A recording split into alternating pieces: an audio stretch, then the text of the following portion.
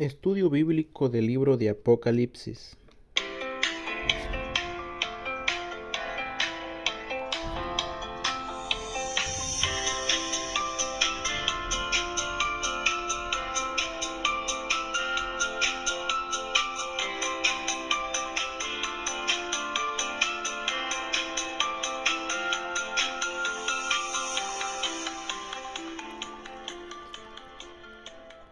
Es un gozo para mí estar nuevamente junto a usted, mi amiga, mi amigo. Bienvenida, bienvenido al estudio bíblico de hoy. El servicio al Señor no es garantía de comodidad en la vida. De esto nos da amplio testimonio la palabra de Dios. Veremos ahora un caso impactante en el estudio que estamos haciendo del libro de Apocalipsis. Acompáñeme para que vea de qué se trata.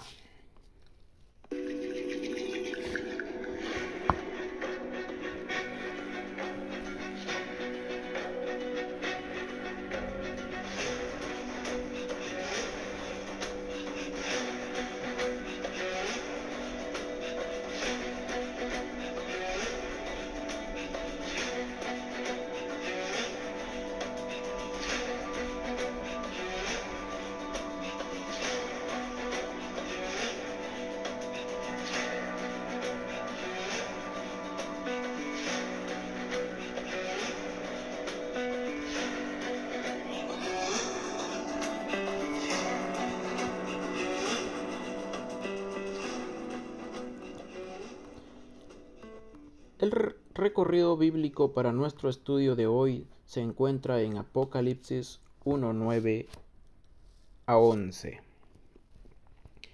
Pero antes de entrar en un análisis de esta porción bíblica, es necesario indicar que el libro de Apocalipsis se divide en tres partes.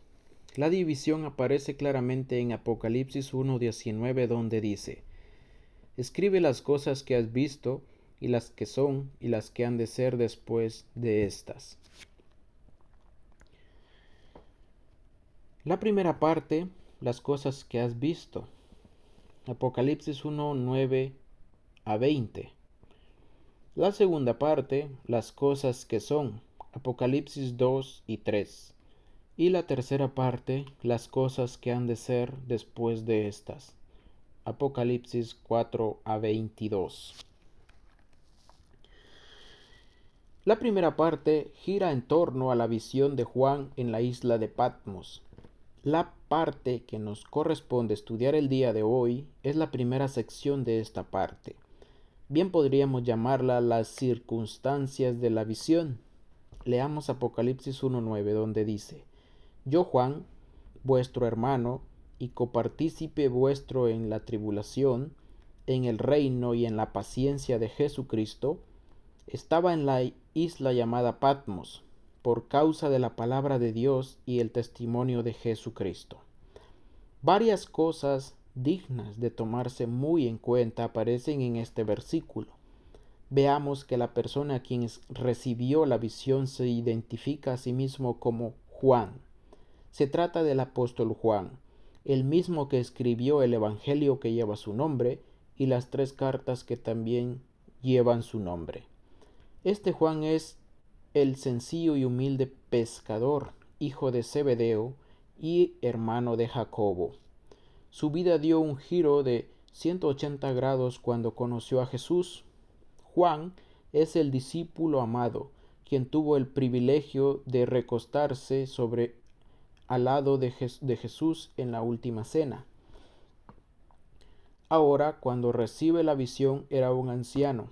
Debe haber tenido más de 90 años, pero note la humildad de este gran hombre. Al identificarse a sí mismo, no antepone el gran título de apóstol, como sacando pecho, sino que opta por describirse a sí mismo de una manera sencilla, pero hermosa. Es simplemente un hermano. La grandeza de carácter no la dan los títulos que se adquiere, sino las acciones que se practican. Hermano es el calificativo más sublime que un creyente puede anteponer a su nombre. Se cuenta de un ingeniero de profesión y anciano o pastor de vocación, pero no le gusta que le llamen ingeniero fulano de tal, o pastor fulano de tal, o anciano fulano de tal, peor reverendo fulano de tal. Le agrada que simplemente le llamen hermano. El gran apóstol Juan prefería que le llamen simplemente hermano. Además, Juan da testimonio que es copartícipe de otros creyentes en la tribulación, en el reino y en la paciencia de Jesucristo. Juan había recibido su dosis de tribulación en la obra del Señor y era copartícipe de todos aquellos que somos atribulados en la obra del Señor. Pero Juan también era parte del maravilloso reino del que el Señor Jesús es el Rey y por tanto era copartícipe de todos aquellos que también somos parte de ese reino. Además, Juan anhelaba con todo su ser ver de regreso a su amado Jesucristo, y por tanto es copartícipe de todos aquellos que con paciencia esperamos la venida de nuestro Salvador. Luego Juan nos da un informe detallado de su situación cuando recibió la visión. Dice que estaba en la isla llamada Patmos. No estaba de vacaciones. La isla de Patmos era una isla a la que alguien desearía ir por su propia voluntad. Jamás, ¿verdad? Era una isla árida, de origen volcánico, rocosa, con escasa vegetación. Un lugar inhóspito, a unos 24 kilómetros de Éfeso, en el mar Egeo. Mide apenas 15 kilómetros de largo por 10 kilómetros de ancho. En esta isla se estableció una especie de prisión para peligrosos delincuentes. Era el Alcatraz del primer siglo. Era equivalente a estar en Siberia en pleno invierno. Ahí estaban las galeras en las cuales los presos trabajaban hasta el agotamiento sin las más mínimas comodidades. La alimentación era escasa. Los presos vestían harapos. Muchos de ellos tenían que dormir en húmedas y oscuras cavernas. Algunos de los presos eran tan peligrosos que era mejor estar lo más lejos posible de ellos. La soledad era el mejor compañero. ¿Le gustaría estar en un lugar así, mi amigo? Bueno, Juan a sus 90 años llegó a este lugar. ¿Por qué? El texto dice que fue por la palabra de Dios y el testimonio de Jesucristo. Juan llegó a esa isla como resultado de la persecución por el solo hecho de seguir y servir a Jesucristo. La tradición dice que Domiciano, el feroz emperador romano, tomó preso a Juan y para acabar con su vida ordenó que le arrojen en aceite hirviendo. Sin embargo, Juan no murió. De una forma milagrosa, su vida fue preservada. Domiciano se asustó tanto por este hecho que no se atrevió a intentar matarlo nuevamente, pero le desterró a la inhóspida isla de Patmos. En esa isla, desierta y rodeada de tantos peligrosos, Juan pudo haberse quejado contra Dios. A lo mejor Juan pudo haber dicho a Jesucristo: te he seguido y te he servido toda mi vida hasta la vejez, y ahora que estoy viejo, ¿por qué me tratas así? O a lo mejor Juan pudo haber dicho a Jesucristo: ya soy demasiado viejo, es hora que me des algo de comodidad en mi vejez. Pero Juan no oró así, ni pensó así. Juan sabía que seguir y servir a Jesús tiene su precio. Ese precio es la persecución o la incomprensión o la oposición, y Juan estuvo siempre dispuesto a pagarlo. Seguir y servir a Jesús no garantiza que vamos a vivir con comodidad en este mundo. Vamos ahora a leer Apocalipsis 1:10 a 11. Dice así: yo estaba en el Espíritu en el día del Señor, y oí detrás de mí una gran voz como de trompeta que decía: yo soy el Alfa y la Omega, el principio y el último. escribe en un libro lo que ves y envíalo a las 7 iglesias que están en Asia, a Éfeso, Esmirna, Pérgamo, Tiatira, Sardis, Filadelfia y Laodicea. Cuando Juan dice que estaba en el Espíritu en el día del Señor, no significa que Juan estaba lleno del Espíritu Santo en un día domingo, en algún culto dominical.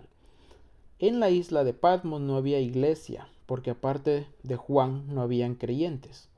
Además, Juan estaba lleno del Espíritu Santo también de lunes a sábado, no solo los domingos. Lo que dice Juan es porque el poder del Espíritu Santo fue transportado de una manera sobrenatural de la esfera material a la esfera celestial, donde recibió la revelación de Jesucristo para ser registrada en un libro. Cuando Juan dice que estaba en el día del Señor, quiere decir que los eventos que estaban por ver tienen relación con la que la Biblia llama el día del Señor, lo cual es algo diferente al domingo. El domingo en la Biblia se conoce como el primer día de la semana. El día del Señor significa el periodo de tiempo en el cual Dios derramará su juicio sobre este mundo incrédulo e impondrá su gobierno soberano. Visto así, el día del Señor se extiende desde el comienzo mismo de la tribulación y termina con el juicio del gran trono blanco, incluyendo la segunda venida de Cristo y el reino milenial. Si alguno de estos términos son un tanto oscuros para usted, no se preocupe, que a medida que avancemos con el estudio de Apocalipsis se irán aclarando.